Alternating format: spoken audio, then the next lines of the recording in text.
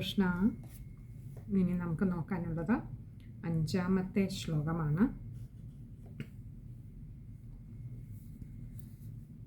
പ്രാപ്തേ ത്വദുക്തേ ഹനിവാരിധാരാ പരിപ്ലുതേ ഭൂമിതലേ മുനീന്ദ്ര സപ്തർഷിഭിः സാർത്ഥമപാരവാരിണ്യുത്കൂർണമാനഃശരണം യയൗ ത്വാം. പ്രാപ്തേ ത്വദുക്തേ ഹനിവാരിധാരാ പരിപ്ലുതേ. പ്രാപ്തേ അതായത് വന്നപ്പോൾ, അതായത് അത് എത്തിയപ്പോൾ, ത്വദുക്തേ അഹനിയാണ്. ത്വദുക്തേ ഹനി അവിടെ വിശ്ലേഷണമുണ്ട്. ത്വദുക്തേ എന്ന് പറഞ്ഞാൽ ഭഗവാനെ ത്വദ് ഉക്തേ അങ്ങ് പറഞ്ഞ അഹനി എന്ന് പറഞ്ഞാൽ ആ ദിവസം നമ്മൾ കണ്ടിരുന്നു. സത്യവ്രത രാജർഷിയുടെ അഭ്യർത്ഥന, അദ്ദേഹത്തിന് പ്രളയം കാണാൻ കൊതിയുണ്ടെന്നായിരുന്നു. അപ്പോൾ ഭഗവാൻ എന്താ പറഞ്ഞേ? 7 ദിവസം കാത്തിരിക്കൂ എന്ന് പറഞ്ഞു അല്ലേ? അപ്പോൾ ഇവിടെ പറയാം നിന്തിരുവടി അങ്ങനെ ഭഗവാനെ അവിടുന്ന് അരുളി ചെയ്തിട്ടുള്ള ഉണ്ടായിരുന്ന, അവിടുന്ന് പറഞ്ഞിരുന്ന ആ 7ാമത്തെ ദിവസം പ്രാപ്തേ എത്തിച്ചേർന്നപ്പോൾ വാരിധാരാ പരിപ്ലുതേ ഭൂമിതലേ മുനീന്ദ്രഃ. മുനീന്ദ്രഃ അല്ലയോ രാജർഷേ, സത്യവ്രത രാജാവേ, ഭൂമിതലേ ഈ ഭൂമിയെല്ലാം തന്നെയും പരിപ്ലുതേ എന്തിൽ? വാരിധാരാ പരിപ്ലുതേ ഈ ജലധാരയിൽ, അതായത് പ്രളയത്തിൻ്റെ ഒരു വർണ്ണനയാണ് ഇവിടെ പറയുന്നത്. ജലധാരയിൽ ഭൂമിയെല്ലാം അങ്ങനെ പരിപ്ലുതേ മുങ്ങിപ്പോയപ്പോൾ, പ്രളയം അക്ഷരാർത്ഥത്തിൽ ഇപ്പോൾ സത്യവ്രത മഹാരാജാവിൻ്റെ മുൻപിൽ എത്തിയിരിക്കുന്നു. ഭഗവാൻ പറഞ്ഞ 7 ദിവസം എന്ന് പറഞ്ഞു. 7ാമത്തെ നാള് ഭൂമി മുഴുവൻ പ്രളയത്തിൽ മുങ്ങി. സപ്തർഷിഭിः സാർത്ഥമപാരവാരിണ്യുത്കൂർണമാനഃശരണം. സപ്തർഷിഭിः സപ്തർഷികളോടൊപ്പം, സാർത്ഥം എന്ന് പറഞ്ഞാൽ സപ്തർഷിഭി എന്ന് പറഞ്ഞാൽ സപ്തർഷികൾ, സാർത്ഥം അപാരവാരിണി, അവിടെ കുറച്ചധികം വാക്കുകളുണ്ട്. സാർത്ഥം അപാരവാരിണി ഉത്കൂർണമാന ശരണം, ഇങ്ങനെ കുറച്ചധികം വാക്കുകൾ വരുന്നുണ്ട്. സപ്തർഷിഭി സപ്തർഷികൾ, സാർത്ഥം സപ്തർഷികളോടുകൂടി, അപാരവാരിണി എന്ന് പറഞ്ഞാൽ അപാരം എന്നതുകൊണ്ട് ഉദ്ദേശിച്ച് നമുക്കതിനൊരു അവസാനം കണ്ടെത്താനാകാത്തതായിട്ടുള്ള, കര കാണാൻ കഴിയാത്തതായിട്ടുള്ള ആ പ്രളയത്തിൽ ഉത്കൂർണമാന, കൂർണ എന്നാൽ വട്ടം കറങ്ങുക. അപ്പോൾ കര കാണാൻ കഴിയാത്തതായിട്ടുള്ള അത്ര വലിയൊരു പ്രളയത്തിൽ ചുറ്റിത്തിരിഞ്ഞവനായിട്ട്, ആരോടുകൂടി? ആ സത്യവ്രത മഹാരാജാവ് സപ്തർഷികളും ഒക്കെയുണ്ട്. പ്രളയത്തിൽ അങ്ങനെ വട്ടം കറങ്ങുകയാണ്. ആ ജലത്തിൽ ഭൂമി മുഴുവനും തന്നെ മുങ്ങിപ്പോയിരിക്കുന്നു. എങ്ങും ഒരു കര കാണാനില്ല. ജലത്തിൽ അങ്ങനെ മുങ്ങിപ്പൊങ്ങി അങ്ങനെ ചുറ്റിക്കറങ്ങുകയാണ് സപ്തർഷികളും ഈ സത്യവ്രത രാജാവും. അങ്ങനെയുള്ള ശരണം യയൗ ത്വാം, ശരണം യയൗ ശരണം പ്രാപിച്ചുവല്ലോ, ത്വാം അങ്ങേ അല്ലയോ ഭഗവാനെ. ഭഗവാന്റെ തന്നെ നിയോഗമനുസരിച്ചാണ് അവിടെ ഈ പ്രളയമൊക്കെ. എന്താ? തൻ്റെ ഭക്തനായിട്ടുള്ള സത്യവ്രത രാജർഷിക്ക് പ്രളയം കാണണമെന്നൊരാഗ്രഹം തോന്നിയപ്പോൾ അത് സാധിച്ചു കൊടുക്കുന്നതിന് വേണ്ടിയിട്ടാണ് ഇങ്ങനെയൊരു മഹാപ്രളയത്തെ ഭഗവാൻ തൻ്റെ മായ കൊണ്ട് സൃഷ്ടിച്ചത്. ആ മഹാപ്രളയത്തിൽ കര കാണാൻ കഴിയാത്തത്ര ഉയർന്ന് ഭൂമി തന്നെ മുഴുവൻ മുങ്ങിപ്പോയി എന്ന് പറയുമ്പോൾ എങ്ങും ജലം മാത്രം. ആ ജലത്തിൻ്റെ പരപ്പിൽ ജലത്തിൻ്റെ ഓളങ്ങൾ അങ്ങനെ താളം തല്ലുന്നതിനനുസരിച്ച് ഈ സപ്തർഷികളോടൊപ്പം സത്യവ്രത രാജാവും മുങ്ങിപ്പൊങ്ങി അങ്ങനെ പോയിക്കൊണ്ടിരിക്കുമ്പോൾ ശരണം യയൗ ത്വാം, ഭഗവാനെ അവിടെ മറ്റാരും ആശ്രയമില്ല, തനിക്കൊരു കര കാണുന്നില്ല എന്ന് വന്നപ്പോൾ ഭഗവാനെ അവിടുത്തെ തന്നെ ആ രാജാവ്, ആ മഹർഷി ആശ്രയിച്ചുവല്ലോ, ശരണം പ്രാപിച്ചുവല്ലോ.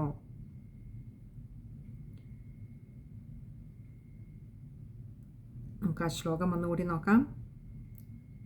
പ്രാപ്തേ ത്വദുക്തേ നിവാരിധാരാ പരിപ്ലുതേ ഭൂമിതലേ മുനീന്ദ്ര സപ്തർഷിഭിः സാർത്ഥമപാരവാരിണ്യുത്ഘൂർണമാനഃശരണം യയൗ ത്വാം.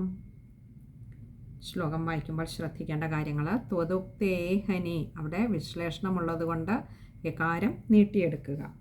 പിന്നെ വാരിധാര പരിപ്ലുതേ, അത് കഴിയുന്നതും ചേർത്ത് തന്നെ വായിക്കുക. മുനീന്ദ്ര, അവിടെ വിസർഗമുണ്ട്, പകുതി ഹകാരത്തിൽ വായിക്കുക. ഇനി അടുത്ത് സപ്തർഷിഭിസ്സാർത്ഥം അപാരവാരിണ്യുത്ഘൂർണമാനഃശരണം, അത് അത്രയും കഴിയുന്നതും ചേർത്ത് വായിക്കുക. ഇനിയും ചേർത്ത് വായിക്കാൻ പറ്റാത്തവരാണെങ്കിൽ സപ്തർഷിഭിസ്സാർത്ഥം അപാരവാരിണി എന്നവിടെ എടുത്തിട്ട് ഉത്ഘൂർണമാനഃശരണം അങ്ങനെ എടുക്കുക. അവിടെയും നോക്കുക, ഉത്ഘൂർണമാനഃശരണം. ചില ഗ്രന്ഥങ്ങളിൽ ശരണം എന്നത് ചേർത്ത് എഴുതിയിട്ടുണ്ടാവും. അങ്ങനെയാണെങ്കിൽ അവിടെ ശ കൂട്ടക്ഷരമായിരിക്കും. ഇനി അതല്ല, ഉത്ഘൂർണമാന ശരണം, അപ്പോൾ അവിടെ വിസർഗമുണ്ടാവും, പകുതി ഹകാരത്തിൽ വായിക്കുക. ഇനി അടുത്തത് 6ാമത്തെ ശ്ലോകമാണ്. ധരാം ത്വദാദേശകരീമവാപ്താം നൗരൂപിണീമാരുരുഹുസ്തദാത്തേ തത്കമ്പകമ്പ്രേഷു ച തേഷു ഭൂയസ്ത്വമംബുധേരാവിരഭൂർമഹീയാൻ ത്വമംബുധേരാവിരഭൂർമഹീയാൻ. ധരാം ത്വദാദേശകരീമവാപ്താം, ധരാം ഭൂമിയില, ത്വദാദേശകരീം, ത്വത് ആദേശകരീം ആണ്, ത്വദാദേശകരീം അവാപ്താം, 3 വാക്കുകൾ അവിടെ വരുന്നുണ്ട്. അപ്പോൾ ഭൂമിയിൽ ത്വത് ആദേശകരീം അവാപ്താം, അങ്ങയുടെ നിർദ്ദേശമനുസരിച്ച്, അങ്ങയുടെ സങ്കല്പമനുസരിച്ച്, അവാപ്താം എന്ന് പറഞ്ഞാൽ വന്നെത്തിയ, നൗരൂപിണീമാരുരുഹുസ്തദാത്തേ, നൗരൂപിണീം ആരുരുഹു തഥാ, ഇങ്ങനെ 3 വാക്കുകൾ അവിടെ വരുന്നുണ്ട്. നൗരൂപിണീം, നൗകയുടെ രൂപത്തിൽ, ഒരു വഞ്ചിയുടെ രൂപമെടുത്ത് അവിടെ വന്നെത്തിയ, ആരുരുഹു എന്ന് പറഞ്ഞാൽ കയറുക, ആ വഞ്ചിയിൽ കയറിയിട്ട്, തഥാ തേ, തേ എന്ന് പറഞ്ഞാൽ അവർ, ആരൊക്കെയാണ്? ഈ സപ്തർഷികൾ, അതേപോലെ സത്യവ്രതൻ എന്ന് പറയുന്ന രാജാവ്, അവരൊക്കെയും അങ്ങ് തന്നെയാണ് അങ്ങയുടെ സങ്കല്പമനുസരിച്ച് ഒരു നൗകയുടെ രൂപം സ്വീകരിച്ച് അവരുടെ അടുത്തേക്ക് വന്നപ്പോൾ ആ നൗകയിലേക്ക് കയറിയിട്ട് എന്താ ചെയ്തേ? തത്കമ്പകമ്പ്രേഷുച തേഷു ഭൂയ, തത്കമ്പകമ്പ്രേഷുച, ആ തത്കമ്പ എന്ന് പറഞ്ഞാൽ ആ നൗക തന്നെ ജലത്തിൻ്റെ ആ ഒരു പ്രളയജലത്തിന് ശക്തി കൂടുതലായിരിക്കും അല്ലേ, അതിൻ്റെ ആ ഒരു ഇളക്കം ഭയങ്കരമായിരിക്കും. അപ്പോൾ ആ അതിശക്തിയായിട്ടുള്ള ജലത്തിൻ്റെ ഇളക്കത്തിൽ ഈ നൗകയും കിടന്നിളകുന്നു. അപ്പോൾ അതാണ് പറഞ്ഞത് തത്കമ്പ, അതിൻ്റെ ആ കമ്പന അതങ്ങനെ ഭയങ്കരമായിട്ട് ഇളകിയാടുമ്പോൾ കമ്പ്രേഷുച, അവർ വിറച്ചു അതിനുള്ളിലിരുന്നു കൊണ്ട്, ഈ നൗകയ്ക്കുള്ളിലിരുന്നു കൊണ്ട് ഈ സപ്തർഷികളും സത്യവ്രത മഹാരാജാവും ഭയന്നു വിറച്ചപ്പോൾ, തേഷു എന്ന് പറഞ്ഞാൽ അവർ, അപ്പോൾ ആ നൗകയ്ക്കുള്ളിലിരുന്ന് അവർ ഭയന്നു വിറച്ചപ്പോൾ, ഭൂയസ്ത്വം അംബുധേരാവിരഭൂർമഹീയാൻ, ഭൂയഃ ത്വം അംബുധേ ആവിരഭോ മഹീയാൻ. ഇങ്ങനെ കുറച്ചധികം വാക്കുകൾ അവിടെ വരുന്നുണ്ട്. ഭൂയഃ എന്ന് പറഞ്ഞാൽ വീണ്ടും, ത്വം അവിടുന്ന്, അംബുധേ ആ സമുദ്രത്തിൽ, ആ പ്രളയ സമുദ്രത്തിൽ, ആവിരഭൂർ, ആവിരഭൂ, അഭൂതെന്ന് പറഞ്ഞാൽ ഉണ്ടായി, ആവിരഭൂത് പ്രത്യക്ഷപ്പെട്ടുവല്ലോ, മഹീയാൻ എന്ന് പറഞ്ഞാൽ ആ മത്സ്യമൂർത്തിയായിട്ടുള്ള അവിടുന്ന്, മഹീയാൻ എന്ന് പറഞ്ഞാൽ വലിയൊരു രൂപത്തിൽ, നമ്മൾ കണ്ടിരുന്നു. ആദ്യം ഒരു കമണ്ഡലുവിൽ നിന്നും അതിൻ്റെ യാത്ര എങ്ങനെ സമുദ്രത്തിലേക്ക് എത്തിയെന്നുള്ളത് നമ്മൾ കണ്ടിരുന്നു. ഭഗവാനൊക്കെ മുന്നേ കൂട്ടി കണ്ട് നിശ്ചയിച്ചതുപോലെ ഈ സത്യവ്രത മഹാരാജാവിനെയും സപ്തർഷികളെയും രക്ഷിക്കുന്നതിന് വേണ്ടി ഇതാണ് സമയം. അപ്പോൾ അവരോട് കാരുണ്യം കാണിക്കുന്നതിന് വേണ്ടി ഭഗവാൻ എന്ത് ചെയ്തു? ആ തൻ്റെ വലിയൊരു മത്സ്യരൂപമാക്കിക്കൊണ്ട് അവരുടെ ആ നൗകയുടെ അടുത്തേക്ക് വന്നു. വഞ്ചിയുടെ രൂപമെടുത്ത് വന്ന അവിടുന്ന് അപ്പോൾ അവിടുത്തെ ഒരു കൃപ എന്താണ്? അവിടുത്തെ ഒരു സങ്കല്പം കൊണ്ട് ഭൂമിദേവി ഒരു വഞ്ചിയുടെ രൂപമെടുത്ത് പ്രളയജലത്തിൻ്റെ മുകളിലേക്ക് പൊങ്ങി വന്നു. ആ സമയത്ത് പ്രളയജലത്തിൽ മുങ്ങുകയും പൊങ്ങുകയും ചെയ്തുകൊണ്ടിരുന്ന ഈ സപ്തർഷിമാരും സത്യവ്രത മഹാരാജാവും ആ തോണിക്കുള്ളിലേക്ക് കയറുന്നു. ഈ സമയത്താണ് ഒരിക്കൽ സത്യവ്രത മഹാരാജാവ് ആ സമുദ്രത്തിൽ കൊണ്ട് വിട്ട, ഭഗവാന്റെ നിർദ്ദേശപ്രകാരം കൊണ്ടുവിട്ട ആ വലിയ മത്സ്യം ഒന്നുകൂടി വലിയ രൂപമെടുത്തുകൊണ്ട് ഈ നൗകയ്ക്കുള്ളിൽ, ഇളകി മറിഞ്ഞുകൊണ്ടിരുന്ന നൗകയ്ക്കുള്ളിൽ ഭയന്ന് വിറച്ചു കഴിഞ്ഞിരുന്ന സപ്തർഷികളുടെയും സത്യവ്രത മഹാരാജാവിൻ്റെയും നൗകയുടെ അടുത്തേക്ക് ഭഗവാൻ, മത്സ്യരൂപിയായ ഭഗവാൻ വന്നുവല്ലോ. ഇനി നമുക്ക് ആ ശ്ലോകം ഒന്നുകൂടി നോക്കാം. ധരാം ത്വദാദേശ കരീമവാപ്താം നൗരൂപിണീമാരുരുഹുസ്തദാത്തേ തത്കമ്പകംപ്രേഷു ച തേഷു ഭൂയസ്ത്വമംബുധേരാവിരഭൂർമഹീയാൻ. ശ്ലോകം വായിക്കുമ്പോൾ ശ്രദ്ധിക്കേണ്ട കാര്യങ്ങൾ: ത്വദാദേശകരീമാണ്, അവിടെ ദായുടെ അകാരം ശ്രദ്ധിക്കുക. അതുപോലെ അവാപ്താമാണ്, ത്വദാദേശകരീമവാപ്താം, മായുടെ അകാരം ശ്രദ്ധിക്കുക. പിന്നെ നൗരൂപിണീം ആരുരുഹുസ്തദാത്തേ, നൗരൂപിണീം ആരുരുഹു ആണ്, മായുടെ അകാരം ശ്രദ്ധിക്കുക. പിന്നെ അടുത്തത് തത്കമ്പകംപ്രേഷു ച തേഷു ഭൂയസ്ത്വം അംബുധേരാവിരഭൂർമഹീയാൻ. അപ്പോൾ അത് അത്രയും ഭൂയ മുതൽ മഹീയാൻ വരെ ചേർത്ത് വായിക്കേണ്ടതാണ്. ഇനി അങ്ങനെ അത്രയും ചേർത്ത് വായിക്കാൻ പറ്റുന്നില്ല എങ്കിൽ ഭൂയ എന്നവിടെ ഒരു വിസർഗം കൊടുത്ത് പകുതി ഹകാരത്തിൽ വായിച്ച് നിർത്തിയിട്ട് ത്വം അംബുധേരാവിരഭൂർമഹീയാൻ, പിന്നെ സാ വേണ്ട, ത്വം ആണ്.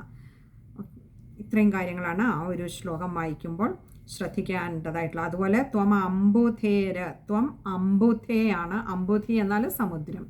അപ്പോൾ ത്വം അംബുധേരാണ്, അതുകൊണ്ട് മായുടെ ആകാരം ശ്രദ്ധിക്കുക. അതുപോലെ ആവിരഭൂർ, ത്വം അംബുധേരാവിരഭൂർ, രായുടെ ആകാരം ശ്രദ്ധിക്കുക.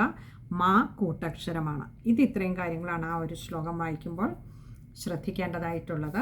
ഇനി അടുത്തത് നമുക്ക് 7ാമത്തെ ശ്ലോകമാണ്. അത് ഭഗവാൻ അനുഗ്രഹിച്ചാൽ അടുത്ത സത്സംഗത്തിൽ കാണാമെന്ന് കരുതുന്നു. ഹരേ കൃഷ്ണ.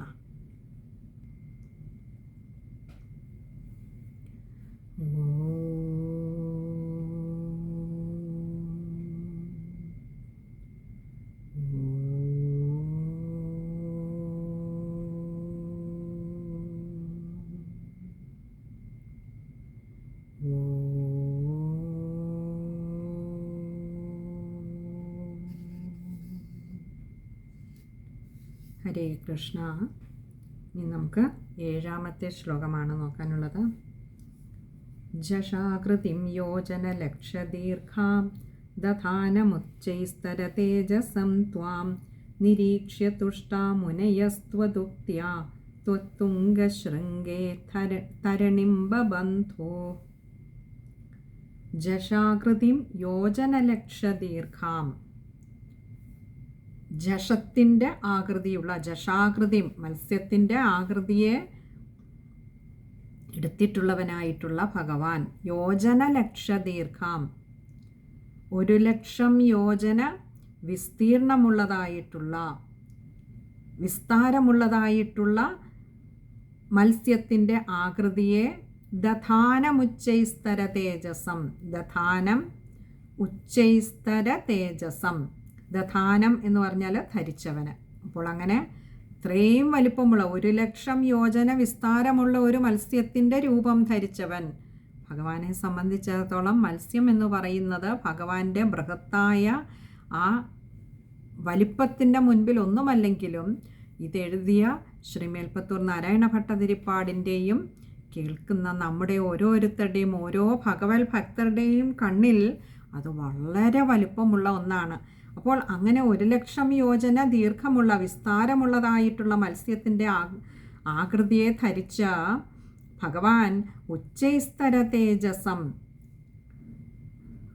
ഉച്ചൈ എന്ന് പറഞ്ഞാൽ ഏറ്റവും, ഉച്ചൈസ്തര തേജസം ഏറ്റവും തേജസ്വിയായിട്ട്,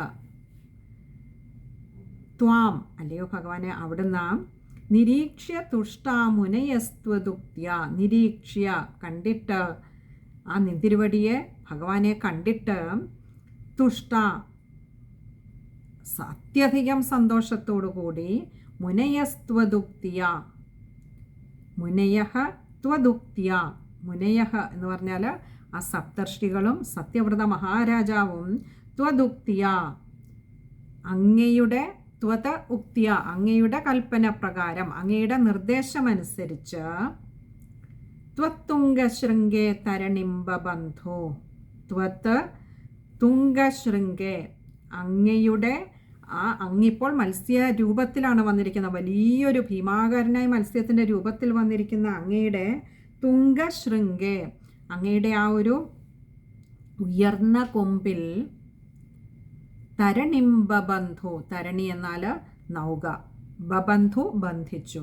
അപ്പോൾ പറയുകയാണ് ഭഗവാനെ അവിടുന്ന് ഇങ്ങനെ ഒരു വലിയൊരു ഭീമാകാരനായ മത്സ്യത്തിൻ്റെ രൂപത്തിൽ ഇവരുടെ അടുത്ത് വന്ന്, കാരണം ഈ നൗക വല്ലാതെ ഇളകി ആടിക്കൊണ്ടിരിക്കുമ്പോൾ, പ്രളയജലത്തിൽ ഇളകി ആടിക്കൊണ്ടിരിക്കുമ്പോൾ ഭയന്ന് വിറച്ചു നിന്നിരുന്ന ആ സപ്തർഷികളെയും സത്യവ്രത മഹാരാജാവിനെയും രക്ഷിക്കുന്നതിനായിട്ടാണ് ഇപ്പോൾ ഭഗവാൻ ഭീമാകാര സ്വരൂപനായിട്ടുള്ള ഭഗവാൻ ഓടി വന്നിരിക്കുന്നത്. വലിയൊരു മത്സ്യത്തിൻ്റെ രൂപത്തിൽ, 1,00,000 യോജന വിസ്താരമുള്ള മത്സ്യത്തിൻ്റെ രൂപത്തിൽ വന്ന ഭഗവാനെ അവിടുന്ന് ഈ നൗകയുടെ അടുത്ത് വന്നിട്ട് എന്താ പറഞ്ഞത്? ഭയപ്പെടേണ്ട, ഞാൻ നിങ്ങളെ രക്ഷിക്കുവാനായിട്ട് വന്നതാണ്. നിങ്ങളൊക്കെ എന്നെയല്ലേ ഇപ്പോൾ ശരണം പ്രാപിച്ചത്. നമ്മൾ തൊട്ടു മുൻപുള്ള ശ്ലോകത്തിൽ കണ്ടിരുന്നു, ഭഗവാനെ ശരണം പ്രാപിച്ചു. ആരോരും ആശ്രയമില്ലാതെ വരുമ്പോൾ എല്ലാവർക്കും ആശ്രയിക്കുവാൻ ഒന്നേയുള്ളൂ, ഭഗവാൻ. അപ്പോൾ മാത്രമാണ് ഭഗവാനെ ആശ്രയിക്കുന്നത് എന്നതുകൊണ്ടാണ് പലപ്പോഴും നമുക്കല്ലാത്തപ്പോൾ കാണാൻ കഴിയാതെ വരുന്നത്. അങ്ങനെ ആരോരുമില്ലാതെ നമ്മൾ ഭഗവാനെ ആശ്രയിക്കുമ്പോൾ ഭഗവാൻ ഏതെങ്കിലുമൊക്കെ രൂപത്തിൽ നമ്മുടെ മുൻപിൽ പ്രത്യക്ഷപ്പെടുക തന്നെ ചെയ്യും. നിസ്സഹായരായി നിൽക്കുന്ന നമുക്ക് എന്താണോ സഹായം വേണ്ടത് അത് ഭഗവാൻ ഏതെങ്കിലുമൊക്കെ രൂപത്തിൽ വന്ന് നമ്മളെ സഹായിക്കുക തന്നെ ചെയ്യും. ആശ്രയിക്കുകയേ വേണ്ടൂ, ശരണം പ്രാപിക്കുകയേ വേണ്ടൂ എന്ന് കാണിച്ചു തരികയാണ്. ഇനി നമുക്ക് ആ ശ്ലോകം ഒന്നുകൂടി നോക്കാം. അപ്പോൾ ഇവിടെ ഭഗവാൻ വന്ന് അങ്ങനെ ഞങ്ങൾ സഹായിക്കാനാണ് വന്നത് എന്ന് പറഞ്ഞിട്ട് എന്താ പറഞ്ഞത്? ആ നൗകയെ എന്താ വേണ്ടേ? എൻ്റെ ഈ നമുക്കറിയാം മത്സ്യത്തിൻ്റെയൊക്കെ മുകളിൽ ഇങ്ങനെ ഉയർന്നു നിൽക്കുന്ന ഒരു കൊമ്പ് പോലെ ഒരു മുള്ളുണ്ടാവും അല്ലേ? ആ മുള്ളിൽ നൗകയെ അങ്ങോട്ട് ബന്ധിച്ചോളൂ. കാരണം പ്രളയജലത്തിനും ചലിപ്പിക്കാനാവാത്തതാണ് ഭഗവാൻ. അപ്പോൾ നിശ്ചലനായ ഭഗവാനോട് ചേർന്നിരിക്കുമ്പോൾ അതിനോട് ചേർന്നിരിക്കുന്ന നൗകയെ ചലിപ്പിക്കാനും പ്രളയജലത്തിന് കഴിയില്ല. അതുകൊണ്ട് ഇവരുടെ ഭയം നീക്കാൻ ഏറ്റവും ഉത്തമം തന്നോടങ്ങോട്ട് ചേർത്ത് വെച്ചോളൂ എന്ന് ഭഗവാൻ നിർദ്ദേശം നൽകുകയാണ്. അപ്പോൾ അങ്ങനെ ഭഗവാന്റെ സങ്കല്പമനുസരിച്ച്, ഭഗവാൻ നിർദ്ദേശിച്ചതനുസരിച്ച് ആ നൗകയെ ആ വലിയ മത്സ്യത്തിൻ്റെ വലിയ കൊമ്പിൽ അങ്ങോട്ട് ബന്ധിച്ചു. നമുക്കിനി ആ ശ്ലോകം ഒന്നുകൂടി നോക്കാം. ജഷാകൃതിം യോജന ലക്ഷദീർഘാം ദധാനമുച്ചൈസ്തര തേജസം ത്വാം നിരീക്ഷ്യ തുഷ്ടാ മുനയസ്ത്വദുക്ത്യാ ത്വത്തുംഗശൃംഗേ തരണിംബബന്ധു. ആ ശ്ലോകം വായിക്കുമ്പോൾ ശ്രദ്ധിക്കേണ്ട കാര്യങ്ങൾ: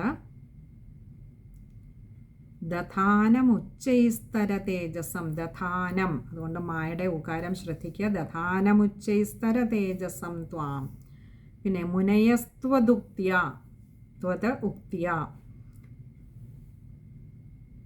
ബബന്ധു അവിടെ വിസർഗമുണ്ട്, അത് ശ്രദ്ധിക്കുക. ത്വത്തുംഗശൃംഗേ, അവിടെ ത്വത് തുംഗശൃംഗയാണ്. പദം പിരിക്കേണ്ട, താ കൂട്ടക്ഷരമാണ്. ത്വത്തുംഗശൃംഗേ, അതുപോലെ ഗായാണ്, കാ വരരുത് നമ്മൾ വായിക്കുമ്പോൾ, അതും ശ്രദ്ധിക്കുക. ഇനി അടുത്തത് 8ാമത്തെ ശ്ലോകമാണ്.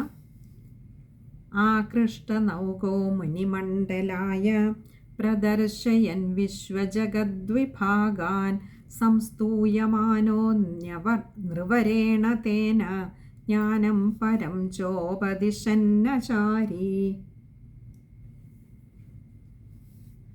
ആകൃഷ്ടനൗകോ മുനിമണ്ഡലായ. ആകൃഷ്ടനൗക, ഇവിടെ നൗകമായി വന്നിരിക്കുന്ന, നൗകത്തിൻ്റെ രൂപമെടുത്തു വന്ന ഭൂമിദേവി ആ മത്സ്യമൂർത്തിയായ നിന്തിരുവടി ഈ ഒരു നൗകയെ അങ്ങോട്ട് ഭഗവാനോട് ബന്ധിച്ചു കഴിഞ്ഞപ്പോൾ, നൗക ആകൃഷ്ടമായി എന്ന് പറഞ്ഞാൽ നൗകയെ അങ്ങോട്ട് ബന്ധിച്ചപ്പോൾ ഭഗവാൻ അതിൻ്റെ ആ ഒരു നിയന്ത്രണം ഏറ്റെടുക്കുകയുണ്ടായി. മുനിമണ്ഡലായ പ്രദർശയൻ, മുനിമണ്ഡലായ ആ സത്യവ്രതനും അതുപോലെ തന്നെ സപ്ത ഋഷിമാരുമൊക്കെ പ്രദർശയൻ എന്ന് പറഞ്ഞാൽ കാണിച്ചു കൊടുത്തുകൊണ്ട്, വിശ്വജഗദ്വിഭാഗാൻ, ഈ വിശ്വത്തിൻ്റെ, ഈ ജഗത്തിൻ്റെ, ഈ സർവ്വലോകങ്ങളുടെയും എല്ലാ പ്രദേശങ്ങളെയും, വിഭാഗാൻ എന്ന് പറഞ്ഞാൽ എല്ലാ വിഭാഗങ്ങളെയും, പ്രദർശയൻ അതിനെ വേണ്ട വിധത്തിൽ കാണിച്ചു കൊടുത്തുകൊണ്ട് തന്നെ, ഭഗവാന്റെ മഹത്വത്തെ മനസ്സിലാക്കി കൊടുത്തുകൊണ്ട് തന്നെ, ഈ ലോകത്തിന് മുഴുവൻ മനസ്സിലാക്കി കൊടുത്തുകൊണ്ട് തന്നെ, സംസ്തൂയമാനോ നൃവരേണ തേന, സംസ്തൂയമാനഃ, ഭഗവാനെ വേണ്ട വിധത്തിൽ, സംസ്തൂയമാന എന്ന് പറഞ്ഞാൽ സ്തുതിക്കുക, ഭഗവാനെ വേണ്ട വിധത്തിൽ സ്തുതിക്കപ്പെട്ടും, അതേപോലെ പറയാണ് നൃവരേണ തേന, നൃവരേണ അതായത് രാജാവിനാൽ, ആ സത്യവ്രത രാജാവിനാൽ, തേന എന്ന് പറഞ്ഞാൽ രാജാവിനാൽ, അവനാൽ എന്നുള്ള അർത്ഥത്തിൽ, ആ സത്യവ്രത രാജാവിനാൽ വേണ്ട വിധത്തിൽ തന്നെ സ്തുതിക്കപ്പെട്ടും. ഭഗവാന്റെ ഒരു കാരുണ്യം, ഭഗവാൻ ഒരു കുഞ്ഞു മത്സ്യമായിട്ട് സത്യവ്രത മഹാരാജാവിൻ്റെ അടുത്തേക്ക് വരികയായിരുന്നു. ഒടുവിൽ ആ സത്യവ്രത മഹാരാജാവിൻ്റെ ആഗ്രഹത്തെ സാധിച്ചു കൊടുത്തു എന്ന് തന്നെയല്ല, അപ്പോഴും ആ സംരക്ഷണം പൂർണ്ണമായും ഭഗവാൻ വന്ന് ഏറ്റെടുക്കുകയും ചെയ്യുന്നു എന്നുള്ളതാണ്. നോക്കൂ, അങ്ങനെ സത്യവ്രത മഹാരാജാവിനാൽ സ്തുതിക്കപ്പെട്ടും, ജ്ഞാനം പരം ചോപദിശന്നചാരി, ജ്ഞാനം പരം, ആ പരമമായ ജ്ഞാനത്തെ, അതായത് ആ ബ്രഹ്മജ്ഞാനത്തെ, ച ഉപദിശൻ ആചാരി, ഇങ്ങനെ 3 വാക്കുകൾ ചേരുന്നതാണ് ചോപദിശന്നചാരി. ഉപദിശൻ ച ഉപദിശൻ, ഉപദിശൻ എന്ന് പറഞ്ഞാൽ ഉപദേശിച്ചുകൊണ്ടും, ആചാരി സഞ്ചാരം ചെയ്തു. അപ്പോൾ ഇവിടെ സത്യവ്രത മഹാരാജാവിന് വേണ്ട സംരക്ഷണം കൊടുക്കുന്ന സത്യവ്രത മഹാരാജാവ് മാത്രമല്ല, സപ്തർഷികളും ആ നൗകയിലിരുന്ന് ഭയന്ന് വിറച്ചിരിക്കുന്ന സമയത്ത് ഭഗവാൻ തൻ്റെ ആ മത്സ്യരൂപത്തെ കൊണ്ടുവന്ന നൗകയുമായി ബന്ധിച്ചുവെങ്കിലും ഭഗവാൻ അതിനുശേഷം ആ നൗകയുടെ പൂർണ്ണ ഉത്തരവാദിത്വം, പൂർണ്ണ സംരക്ഷണം ഭഗവാൻ ഏറ്റെടുക്കുകയായിരുന്നു. അങ്ങനെ വന്ന ആ മത്സ്യമൂർത്തിയെ സത്യവ്രത മഹാരാജാവ് തിരിച്ചറിഞ്ഞു. ഇത് തൻ്റെ കൈകളിലൂടെ, ഭഗവാന്റെ കൃപ കൊണ്ട്, ഭഗവാന്റെ അതിയായ കാരുണ്യം കൊണ്ട് തൻ്റെ കൈക്കുള്ളിലേക്ക് വന്ന ആ കുഞ്ഞു മത്സ്യത്തെ ഭഗവാന്റെ നിർദ്ദേശമനുസരിച്ച് ഓരോന്നിലേക്ക് മാറ്റി മാറ്റി ഒടുവിൽ താൻ ഈ സമുദ്രത്തിൽ കൊണ്ടുവിട്ട ആ മത്സ്യമാണിത്. ഇത്രയും ഭീമാകാരനായ രൂപമായി വന്നിരിക്കുന്നത് തന്നെ രക്ഷിക്കാൻ, തൻ്റെ പ്രളയം കാണണമെന്ന ആഗ്രഹത്തെ സാധിച്ചു തരികയും ചെയ്തു. അതേസമയം തന്നെ വേണ്ട വിധത്തിൽ സംരക്ഷിക്കുകയും ചെയ്യാൻ വന്ന ആ മത്സ്യമൂർത്തിയെ സത്യവ്രത മഹാരാജാവ് നന്നായി സ്തുതിച്ചു. തന്നെയുമല്ല, അവിടെ പറയാണ്, ആ പരമാത്മജ്ഞാനത്തെ ഉപദേശിക്കുകയും ചെയ്തു. അങ്ങനെ ആ സഞ്ചാരം അങ്ങനെ വീണ്ടും തുടർന്ന് അങ്ങനെ പോയിക്കൊണ്ടിരുന്നു. അപ്പോൾ ഭഗവാനെ സ്തുതിച്ചപ്പോൾ ഭഗവാൻ അവർക്ക് ആ ബ്രഹ്മജ്ഞാനത്തെ പറഞ്ഞു കൊടുത്തുകൊണ്ട് അവരെ അതേസമയം ശാന്തരാക്കി. കാരണം ഇപ്പോൾ ആ പ്രളയജലത്തിന് ചലിപ്പിക്കുവാൻ കഴിയാത്തതായി തീർന്നത് കൊണ്ട് തന്നെ അവർ ആ നൗകയിൽ ശാന്തമായി സ്വസ്ഥമായിരുന്ന ഭഗവാനാൽ ഉപദേശിക്കപ്പെട്ട ബ്രഹ്മജ്ഞാനത്തെ സ്വായത്തമാക്കിക്കൊണ്ട് ആനന്ദ നിർവൃതിയിൽ ആ യാത്ര അങ്ങനെ തുടർന്നുകൊണ്ടേയിരുന്നു. ഇനി നമുക്ക് ആ ശ്ലോകം ഒന്നുകൂടി നോക്കാം. ആകൃഷ്ട നൗകോ മുനിമണ്ഡലായ പ്രദർശയൻ വിശ്വജഗദ്വിഭാഗാൻ സംസ്തൂയമാനോ നൃവരേണ തേന ജ്ഞാനം പരം ചോപദിശന്നചാരി. ശ്ലോകം വായിക്കുമ്പോൾ ശ്രദ്ധിക്കേണ്ട കാര്യങ്ങൾ: വിശ്വജഗദ്വിഭാഗാൻ, അവിടെ വിശ്വജഗത് വിഭാഗാനാണ് പദം പിരിക്കേണ്ട. ദ്വി എന്ന് തന്നെ അത് വായിച്ചാൽ മതിയാകും. പിന്നെ ചോപദിശന്നചാരി, ച ഉപദിശൻ അചാരിയാണ്. അതുകൊണ്ട് ന കൂട്ടക്ഷരമാണ്, അതിന് അകാരം കൊടുത്തു വായിക്കാനും ശ്രമിക്കുക. പിന്നെ അവിടെ ഒരു വിസർഗവുമുണ്ട്. അപ്പോൾ കഴിയുന്നതും പകുതി ഒരു ഹകാരത്തിൽ വായിച്ചു നിർത്താനും ശ്രദ്ധിക്കുക. ഇത്രയും കാര്യങ്ങളാണ് ആ ഒരു ശ്ലോകം വായിക്കുമ്പോൾ ശ്രദ്ധിക്കേണ്ടതായിട്ടുള്ളത്. ഇനി അടുത്തത് 9ാമത്തെ ശ്ലോകമാണ്. ഭഗവാൻ അനുഗ്രഹിച്ചാൽ അത് നമുക്ക് അടുത്ത സത്സംഗത്തിൽ കാണാമെന്ന് കരുതുന്നു. ഹരേ കൃഷ്ണ.